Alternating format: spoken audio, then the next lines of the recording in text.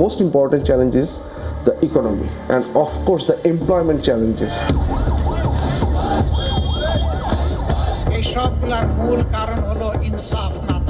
This election is important because we are going through a transitory period. We want to see groundworks. If you want to gain vote from youth, you have to focus on job creation issues.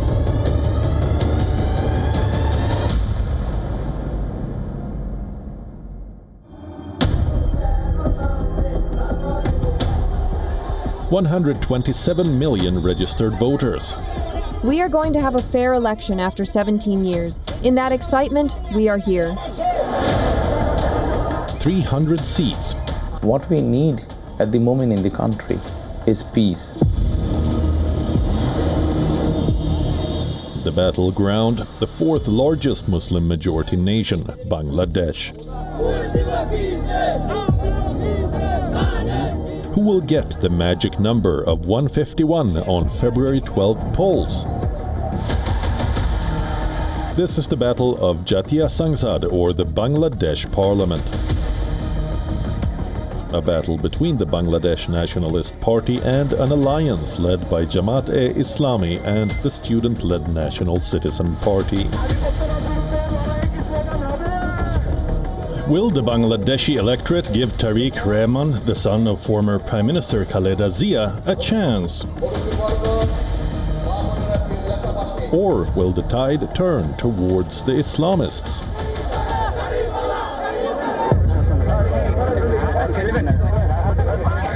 Since the country's independence from Pakistan in 1971, Bangladesh has experienced several turbulent political moments. From Sheikh Mujibur Rahman, who served as the country's first prime minister, to the ousted leader Sheikh Hasina, assassinations, internal conflicts, military intervention and fragile democratic institutions have rocked the South Asian nation time and again. As Bangladesh hits the reset button, we take a look at how its policies have shaped the country over the years. 18 months since Hasina's exit, and with no Awami League this time, the 2026 election will be nothing short of a test of democracy for the 170 million population. What impact will these elections have on Bangladesh's economy and its relations within the Indian subcontinent and beyond? Let's find out.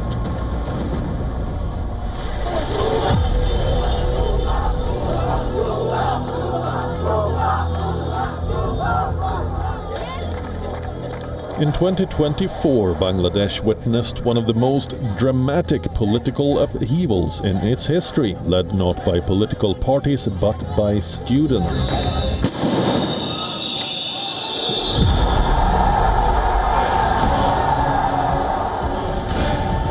The protests began over opposition to government job quotas,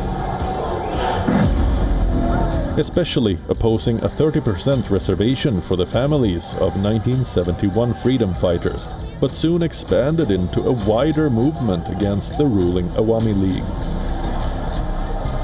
Students across universities demanded reforms, citing corruption, unemployment, and lack of opportunities. As demonstrations spread across the country, clashes broke out between protesters and security forces. The violence lasted for several weeks.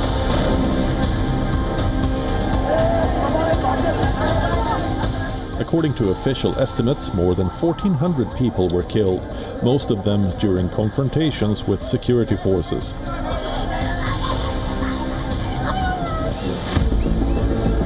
Sheikh Hasina, who had been in power for nearly 15 years, faced growing criticism over her handling of dissent and the use of force against protesters. And on the 5th of August 2024, the crowd stormed her residence, the Ghana Bhaban.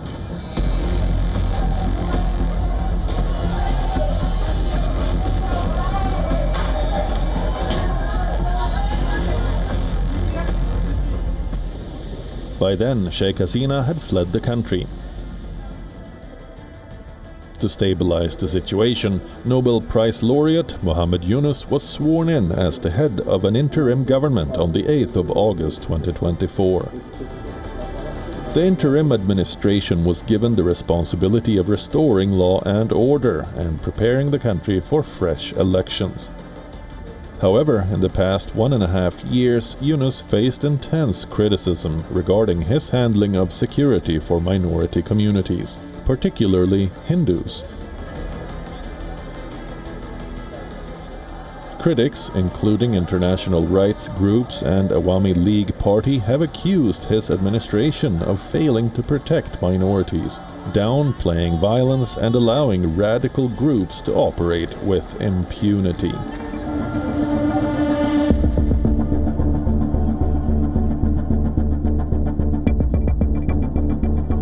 Bangladesh is all set to go on the polls for the first time since the removal of Sheikh Hasina's government. This election will also be the first in years without the Awami League, which has been barred from participating following the 2024 protests. The absence of the country's long-ruling party has significantly changed the political landscape.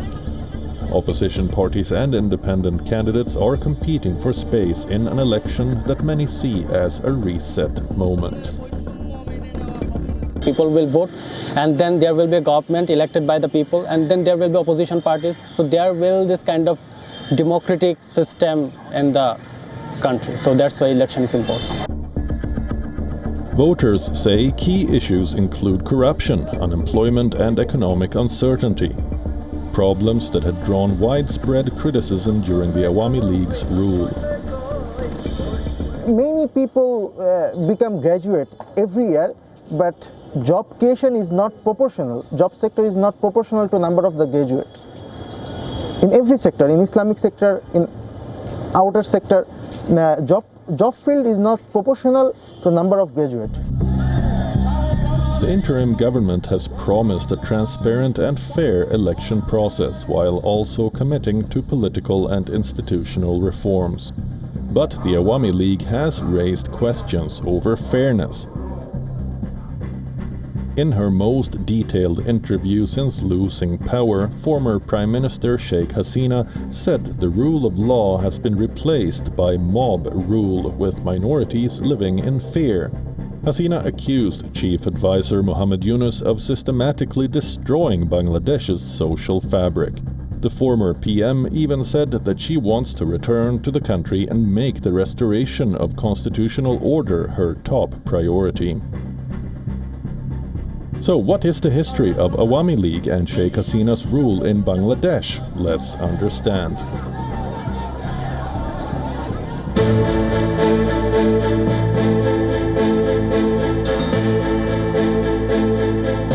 Bangladesh is one of the world's most densely populated countries.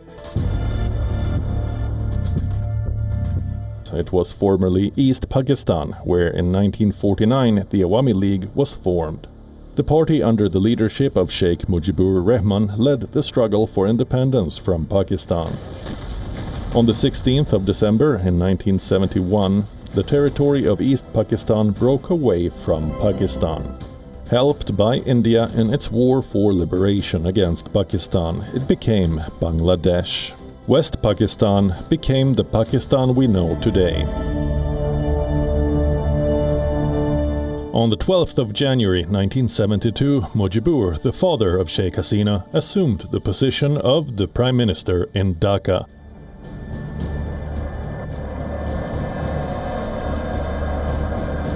He introduced a one-party rule. 3 years later, on the 15th of August 1975, Mujibur Rahman was assassinated along with most of his family in a military coup.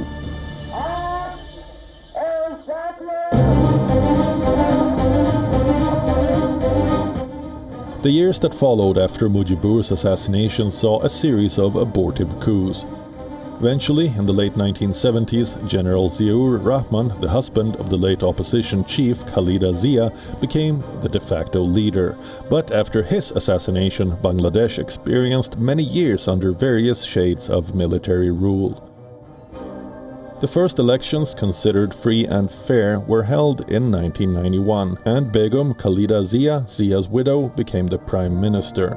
Although democracy was restored in 1990, the political scene remained volatile.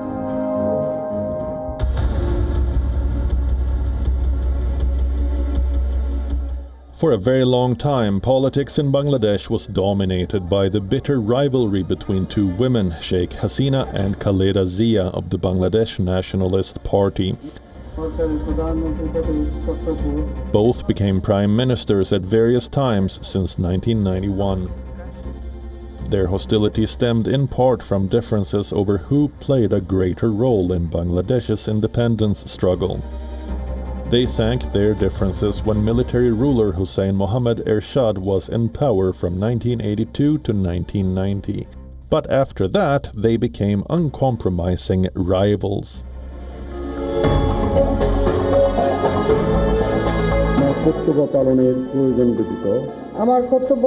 On the 23rd of June 1996, Sheikh Hasina was sworn in as the country's prime minister for the first time. She served 5 terms as Bangladesh's prime minister, 4 of them consecutively since 2009 till her removal in August 2024. The Awami League, led by Hasina, had a pan-Bangladesh presence and always insisted on promoting secular, democratic and progressive values. Between 2009 and 2024, under the leadership of Prime Minister Sheikh Hasina, Bangladesh experienced significant economic transformation, transitioning from one of the world's poorest nations to a lower middle-income country. According to a World Bank report, extreme poverty decreased from 9% in 2016 to 5% in 2022 in Bangladesh. But critics said that the economic success came at the cost of democracy and human rights. They agreed that Hasina's rule was marked by repressive authoritarian measures.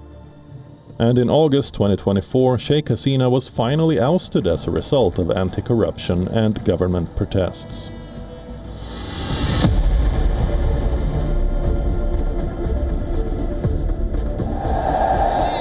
The 2026 elections are among the most consequential in the country's 55-year history, since gaining independence from Pakistan in 1971.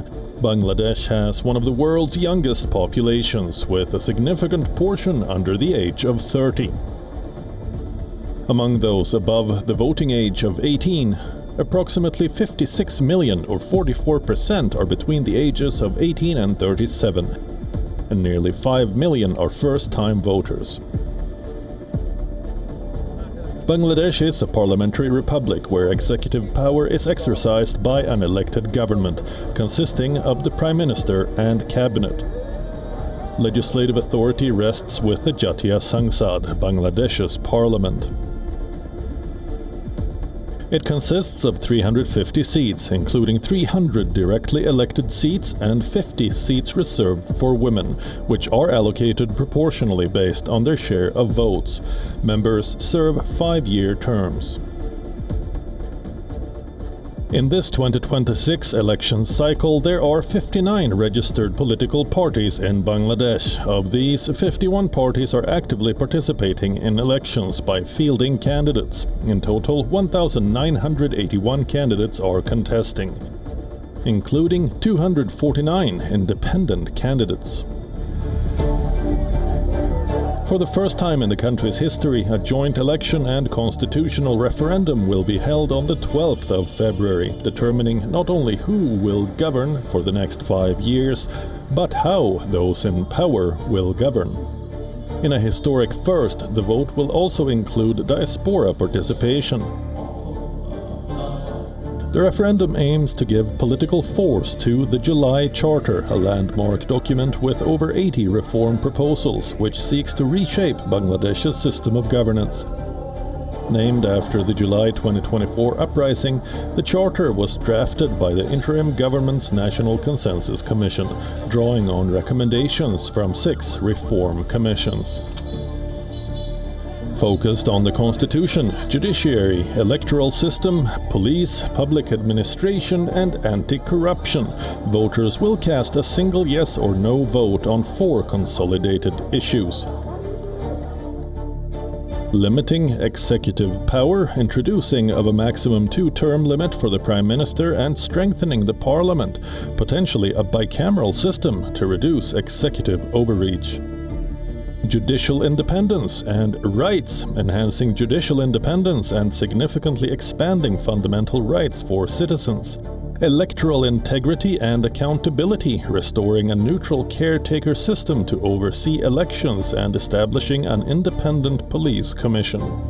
Institutional reforms and inclusivity, promoting a more inclusive democratic state by recognizing the 2024 uprising, addressing corruption, and increasing women's political representation.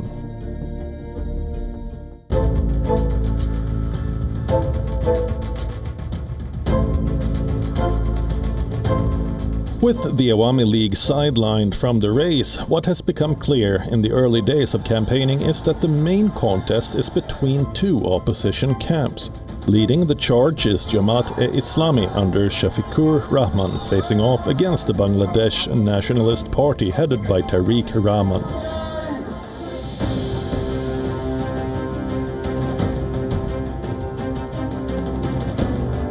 The Bangladesh Nationalist Party, or BNP, was founded by former Bangladesh President Ziaur Rahman on the 1st of September 1978. The party's ideology is rooted in Bangladeshi nationalism, recognizing the right of people from all walks of life, irrespective of their ethnicity, gender, or race. After Ziaur Rahman's assassination in 1981, Khalida Zia, his wife, joined politics and became a primary member of BNP in 1982. She emerged as the first elected female Prime Minister of Bangladesh in 1991, when the BNP bagged 144 seats. At the time, it formed the government with the support of Jamaat-E-Islami. Under Sheikh Hasina's rule, BNP faced sustained political pressure and restrictions. 60-year-old Tarique Rahman joined the BNP in 1988 and rose to prominence as its senior joint secretary in 2002. But in 2007, Khalida Zia's son was detained on corruption charges, and in 2008, Rahman moved to London, where he remained in exile till late December 2025. BNP supporters had hoped Khalida Zia would return to frontline politics and possibly become Prime Minister after Sheikh Hasina's fall. However, after battling prolonged illness, Khalida Zia passed away on the 30th of December 2025 at the age of 80, ending that possibility. Days before her death, Tarique Rahman returned to Bangladesh on the 25th of December 2025 to meet his ailing mother, and after her death he took over the leadership of the BNP as its chairman. And now all eyes are on BNP's prime ministerial candidate. Tarique Rahman joined his campaign in the northeastern city of Sylhet on the 22nd of January, addressing thousands of supporters. Sylhet holds special significance in Bangladesh's political landscape. It is home to the centuries-old shrine of Shah Jalal and has traditionally been a starting point for political campaigns. In Sylhet, Rahman criticized Jamaat-E-Islami for using religious sentiment to mobilize voters. He said that if elected, he would protect national sovereignty and focus on women and young people. If you cast your vote to the sheaf of paddy, BNP party symbol, and make the party victorious, then I promise we will provide every mother and every housewife of all the families a family card like this, to ensure food and social safety. Tarique has also claimed that his party will not form a unity government if they come to power after the election. How can I form a government with the political opponent? Then who will be in the opposition? A government needs opposition to balance the whole thing, needs a good opposition. I think, I don't know what will be their seat number, but if they are in the opposition, I hope to have them as a good opposition.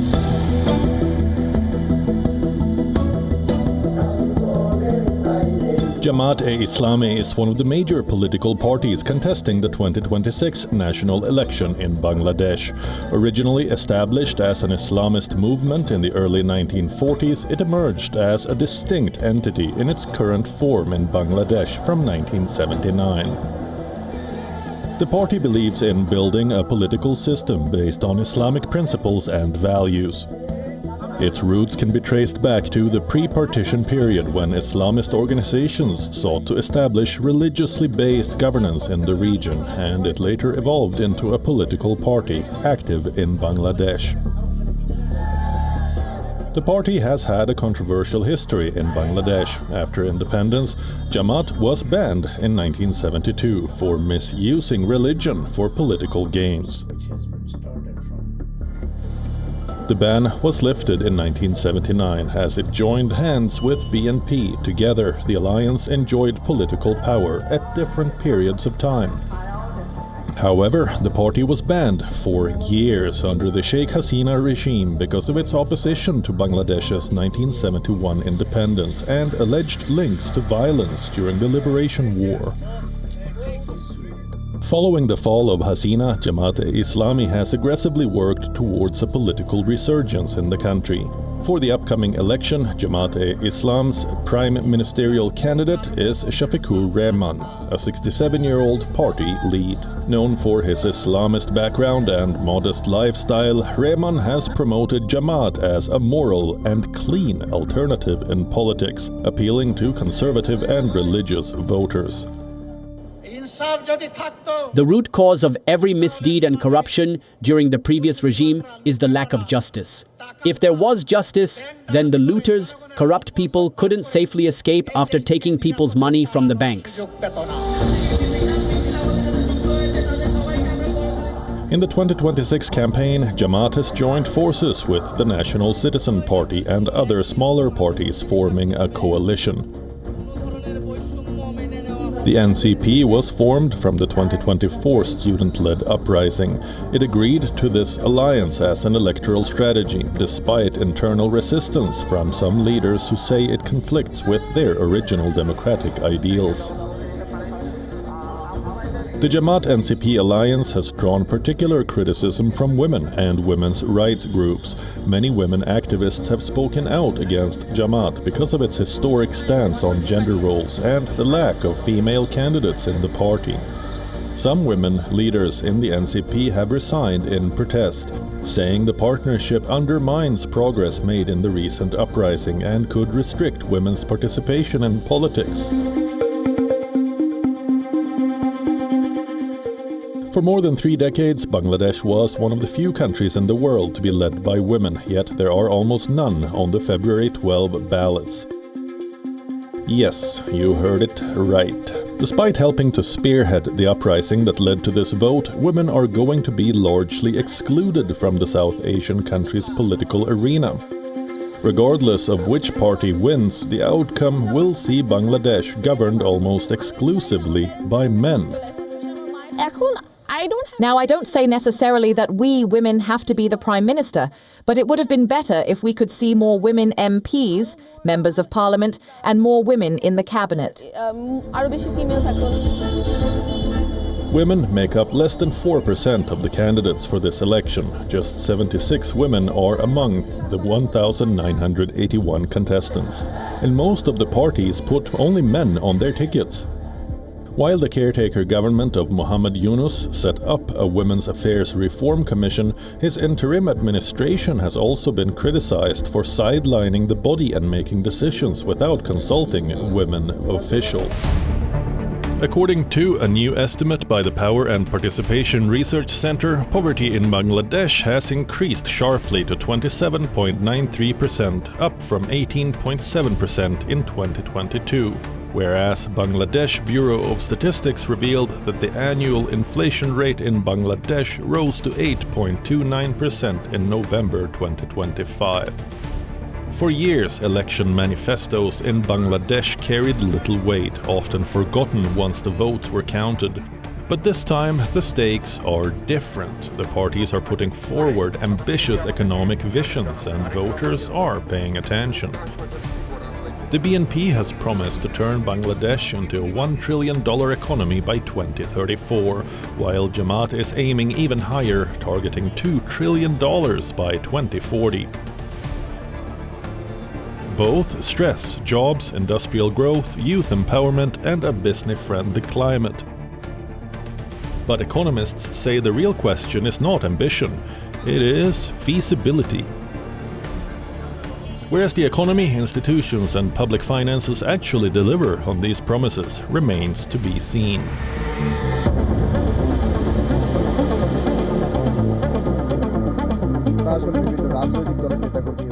It will be interesting to see how the outcome of the election will impact India-Bangladesh relations and Dhaka's ties with Islamabad.